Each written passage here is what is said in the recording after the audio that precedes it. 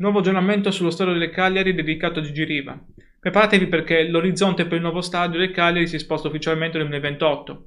Sì, purtroppo avete sentito benissimo. 2028. Questo è quanto è emerso durante l'ultima seduta del Consiglio Comunale, dove la discussione si è fatta piuttosto accesa. Il motivo è una maxi variazione del bilancio presentata alla giunta guidata dal sindaco Massimo Zedda. E qui arriva il bello, o il brutto a seconda dei punti di vista. Un taglio drastico di 24 milioni di euro dei fondi regionali destinati al progetto. Pensate un po' che di questi 24 milioni in meno sono spalmati su 3 annualità.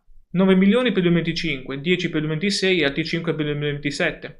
E non finisce qui perché questi soldi, che inizialmente erano parte dei 50 milioni complessivamente stanziati dalla Regione Sardegna, dovevano servire a coprire una buona parte delle spese per la realizzazione e la gestione di questo nuovo impianto, garantendone così la sostenibilità economica. Ma è Giuseppe Faris, invece, consigliere Civica 24, che ha sollevato il vero polverone.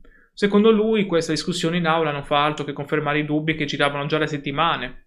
La sua accusa, infatti, è chiarissima. I fondi regionali annunciati dall'amministrazione comunale non sarebbero mai stati realmente disponibili in cassa.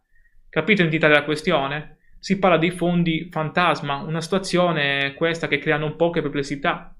E non è l'unica stoccata di Faris questa. Il consigliere ha sottolineato anche un altro punto cruciale. Nel frattempo si è preso di un aumento di ben 40 milioni di euro nei costi complessivi dell'opera e, come se non bastasse, la progettazione viene ulteriormente rimandata. Ma c'è un'altra cifra che ha fatto storcere il naso.